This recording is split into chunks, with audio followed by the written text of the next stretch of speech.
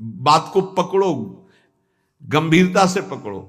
तुम प्रभु के अंश हो, प्रकृति के आश्रय से तुम्हें चैन नहीं मिल सकता, शांति नहीं मिल सकती, अमर पद नहीं मिल सकता। तुम भटकते रहोगे, क्लेशित होते रहोगे, भयभीत होते रहोगे। भटकना जन्म मरण। भगवान के एकमात्र आश्रय से तुम्हें विश्राम मिलेगा और कहीं नहीं। जैसे गोस्वामी जी कहते, पायो परम विश्राम राम समान प्रभु नाही कहूं। लेकिन कोई भगवान का आश्रय लेना नहीं चाहता, रुपया का आश्रय लेना चाहता है। वस्तु का बल, पद का बल, परिवार का बल, देह का बल, समाज का बल। तब तक भगवान के दर्शन हो जाएं, लोग बातें बनाते समझते नहीं। अरे द्रौपदी जी अवतार हैं, द्रौपदी जी कोई जन्म नहीं लिए, अवतार हैं, शक्ति का अवतार हैं, यज्ञ कुंड से प्रकट हुई। लेकिन आश्रय दृढ़ तब हुआ इस घटना के बाद, चीरहरण घटना के बाद। नहीं, पांडवों का आश्रय था, सभा का आश्रय था, अपना बल का आश्रय था, दांत का आश्रय लिया। जब सब छूट गया तो गोविंद द्वारिका वासिन। ये चीज समझने, कल कुछ संत भगवान आए थे, उनसे यही चर्चा हो रही थी कि आश्रय तत्व पर दृष्टि रखो। कहां आश्रय है तुम्हारा? अंदर से देखो, अभी भगवत प्राप्त हो जाओगे। बिगड़ी जन्म अनेक की अबही सुधरे आज, आज अभी होई राम को। आश्रय राम का, आश्रय हरि का, आश्रय प्रभु का। किसका आश्रय? सूरदास जी महाराज कह रहे हैं, अपबल, तपबल और बाहुबल, चौथो बल है दाम। किसका आश्रय इनमें से? अपना बल, तपस्या का बल, दाम का बल, विद्या का बल। किसका बल है? बोले सब बल कहां जागृत होता है? बोले हारे को हरे नाम। जो भगवान के आश्रित हो गया, नाम के आश्रित हो गया। ये जितने आश्रय ये टिकाऊ नहीं है, प्रत्युत ये तुम्हें भ्रमित करके तुम्हारे समय को नष्ट करने वाले हैं। जिसने धन का आश्रय ले लिया, पतन है, शास्त्र कह रहा है। क्यों पतन है? खूब बल आ जाता है अंदर, क्योंकि गलत आश्रय लिया ना धन का। अब वो मत वाला हो जाता है, शराब पीना, मांस खाना, व्यभिचार करना, ये उद्दंडता ही उद्दंडता आने लगती है। अब भगवत आश्रित और धन आ गया तो उसका धन दूसरी जगह जाता है, क्योंकि आश्रय सही है। अस्पताल खुलवा दिया, पौशाला, संत सेवा, गौशाला, नाना प्रकार की धार्मिक वृत्तियों के द्वारा दूसरों को सुख पहुंचाना। क्यों? क्योंकि आश्रय बढ़िया है। केवल धन का आश्रय है तो सब दोष आ जाते हैं। इतना ही नहीं, शुभ कर्मों का आश्रय बन जाता है, साधना का आश्रय बन जाता है। अपनी साधना, रोज परिक्रमा लगाता हूं, रोज ये करता हूं, ये करता हूं। देखो दिखाई दे रहा है भक्त, भगवान। भक्त का मतलब होता है भगवान का आश्रय। अब वो ये जो सत साधनाएं हैं, असत नहीं है, पर इनका जो आश्रय हो गया वो डायरेक्ट भगवान के आश्रय से हट। अब हमारी टांगें मजबूत हैं तो हम परिक्रमा लगा रहे हैं, कल टांग टूट गई तो आश्रय भगवान का, उनके आश्रय से भगवत प्राप्ति होगी, कोई इनके आश्रय से थोड़ी। लेकिन अगर वो आश्रय लिया है तो फिर लगेगा हमसे कोई साधना ही नहीं हो रही, आप असंतुष्ट हो जाएंगे। एकमात्र भगवान का आश्रय। तभी कह रहे बिगड़ी जन्म अनेक की अबही सुधरे आज। अभी इसी क्षण सुधार हो जाएगा, अभी इसी क्षण बात बन जाएगी। अनेक जन्मों की बिगड़ी क्या? आश्रय केवल प्रभु का, मामुपाश्रिता। भगवत प्राप्ति की साधना का भी आश्रय नहीं। ध्यान दो, ये बड़ा सूक्ष्म। आश्रय केवल प्रियालाल का। साधना बन रही बढ़िया, कल साधना ना बने, ऐसे रोग हो जाए, ऐसी शरीर की स्थिति हो जाए, ऐसी मना स्थिति हो जाए तो हमें भगवत प्राप्ति नहीं होगी क्या? होगी। बोले क्यों होगी? तुमसे कोई साधन तो बनता नहीं। बोले हमने साधन का आश्रय नहीं लिया, हमने तो प्रियाजू का आश्रय लिया। सर्वेषु साधन वरेषु चिरम निराशा। बात समझना, ये आंतरिक है, आध्यात्मिक। भरोसा केवल प्रभु का, आश्रय केवल प्रभु का, इसी से भगवत प्राप्ति होती है। पूर्व में जब प्रथम बोलना शुरू हुआ था मुरारी से, उनसे यही आश्रय तत्व पर केवल चर्चा होती थी। आश्रय को समझिए। अगर आश्रय साधन का तो भोग साधन का होता है, साधन सुख का भोग होता है। इसीलिए यह गुण साधनते नहीं, बड़ा सूक्ष्म। तो अब जैसे अल्पज्ञ साधक है तो सोचता है कि फिर तो साधना ही नहीं करनी चाहिए। तो अभी तक आप कर रहे थे क्या? आपसे करवा रहे थे जिनके आश्रित हो। ऐसे भाव में आओ। साधन हो रहा है, प्रभु को समर्पित हो रहा है। नहीं हो रहा है तो हम तो प्रभु को समर्पित ही हैं, हमारी भगवत प्राप्ति तो पक्की है। भाई ये समझ आनी बहुत कठिन हो जाती है। हम परिक्रमा लगाया है तो कह सकते हैं कि हम भगवत प्राप्ति कर सकते हैं, क्योंकि साधन का भरोसा है। अगर नहीं लगा पाए तो हमारे भरोसा में कमी हो जाएगी। आप आखिरी बात समझ लीजिए, यदि आपने अंदर से आश्रय हमारे प्रियालाल का ले लिया और कुछ नहीं बन रहा तो भगवत प्राप्ति हो जाएगी। हमारी बात समझ लेना। ये हम बहुत समझी सोची हुई बात कर रहे हैं। आश्रय आपका कहां है? एक क्षण के आश्रय को प्रभु बहुत बड़ा मान लेते हैं, ध्यान रखना। जब बाली जी का भगवान ने प्रहार करके वध किया तो आखिरी श्वासें बाली जी की भगवदाकार थी, पर भगवान से बड़ा छुपा के वचन बोले। हृदय प्रीति मुख वचन कठोरा, और भगवान की तरफ देखकर कहा, मैं बैरी सुग्रीव प्यारा, कारण कवन नाथ मुहि मारा।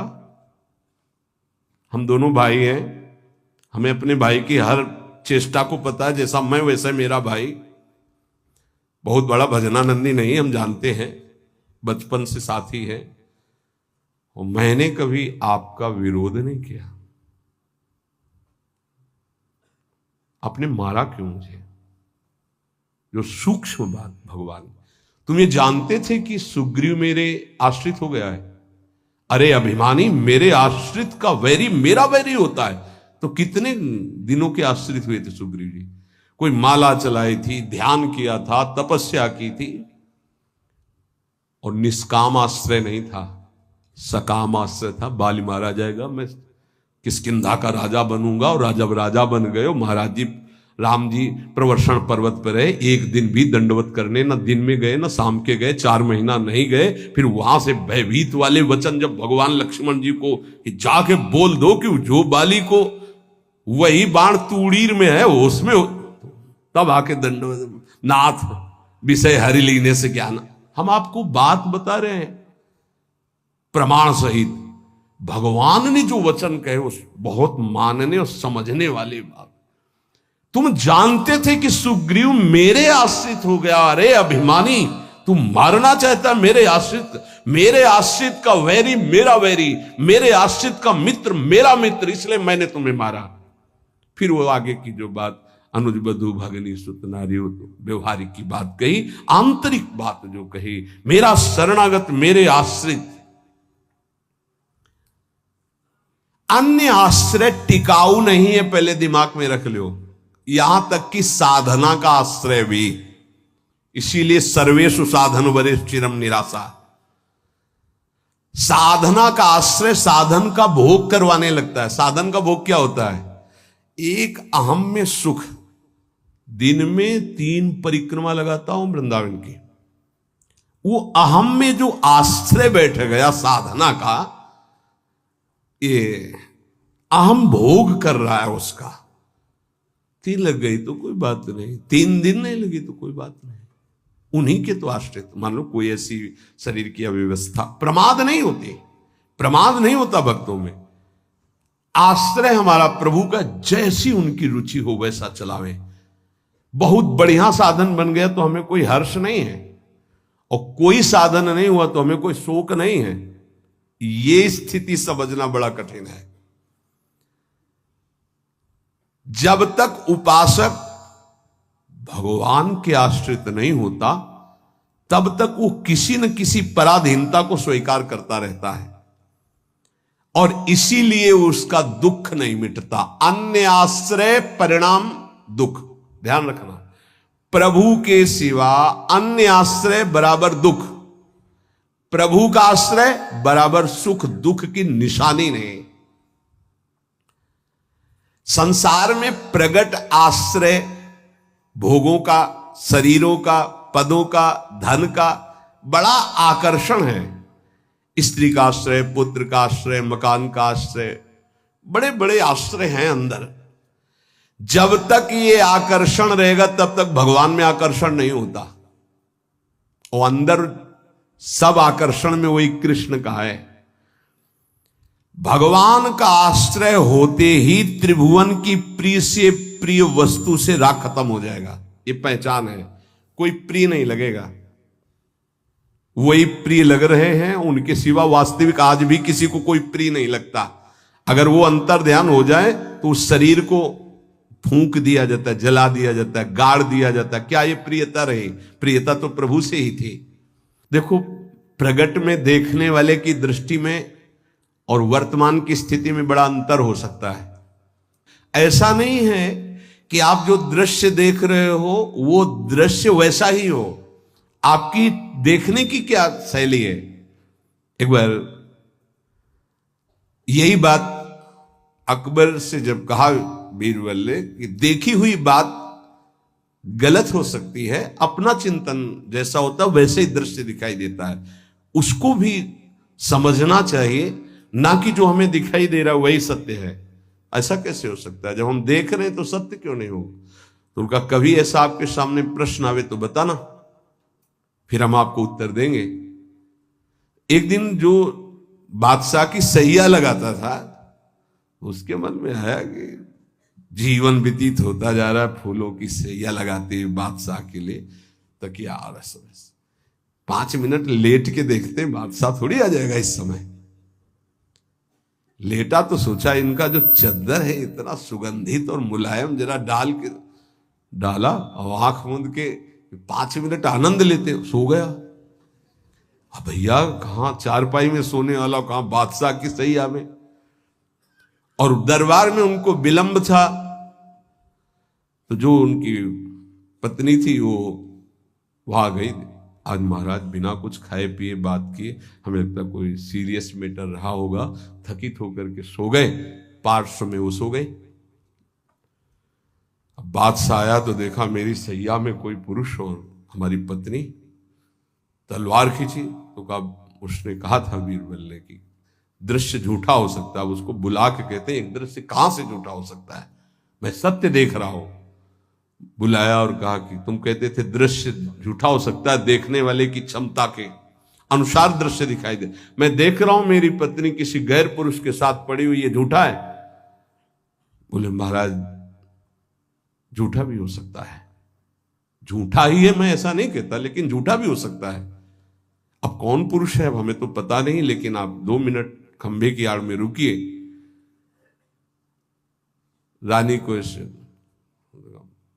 जी बोले आप किसके साथ सो रहे? बोले महाराज के साथ। बात नहीं की? बोले नहीं, थके थे, सो रहे थे इसलिए जगह नहीं, पार्श्व में सो गए। ठीक है आप जाइए, हम महाराज को जगा के ला रहे हैं क्योंकि भोजन नहीं पाया, इनको पवाना है। हाँ ठीक है। पर्दा हटाया तो वो फूल बिछा ले। वो तो घबरा रहा था एकदम, तो उनका मालिक जान बचा लो, मुझे ऐसा ऐसा आया इसलिए। नहीं तो किसके साथ? बोले हमारे साथ तो कोई नहीं था। बादशाह पर्दे के आड़ में सुन रहे। बोले चुपचाप भाग जा, अगर बादशाह जान गए तो मार भगा दे। बोले सरकार देखा दोनों निर्दोष थे, यदि आप मारते तो दोनों की हत्या आप कर सकते थे, लेकिन दोनों निर्दोष थे। हमारी दृष्टि प्राकृतिक दृश्यों का फाइनल नहीं कर सकती, फिर सच्चिदानंद का कैसे? तो हमें अपनी दृष्टि सुधारने, वीत राग,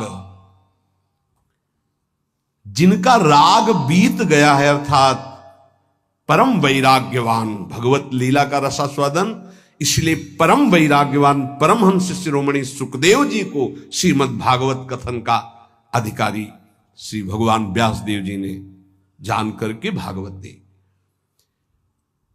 जब कोई प्रभु से विमुख हो जाता है तो नाशवान पदार्थों में और शरीर में, ये नाशवान है, इसमें राग हो जाता है। अब ये राग उससे पापाचरण कराता रहता है, वो भगवान की लीलाओं को नहीं देख सकता। हमारा सच्चिदानंद प्रभु की प्राप्ति का पहले भूमिका समझ ले। जब कोई तीनों रागों से, तीन प्रकृति के गुण, तीन शरीरों की रचना, तीनों लोकों का वैभव, तीनों रागों से जो मुक्त हो जाता है वो भगवत प्राप्त होता है। भगवत प्राप्ति में भी बड़ा भेद है कई तरह का। भगवत प्राप्ति में भी जो रस सिद्ध महापुरुष है वो गोपी भाव को, जो उनसे भी सहचरी भाव को, आपकी दशा कहां है? देह भाव में हो। अब देह भाव से देखोगे तो क्या दिखाई देगा? जैसा चश्मा वैसे दिखाई देगा। इसलिए लीला का वास्तविक रहस्य कौन जानता है? बोले वीतराग। कौन वीतराग? बोले जो परमात्मा से विमुख है उसका नाशवान प्रकृति के द्वारा रचे हुए वस्तु, व्यक्ति, स्थान, शरीरों में राग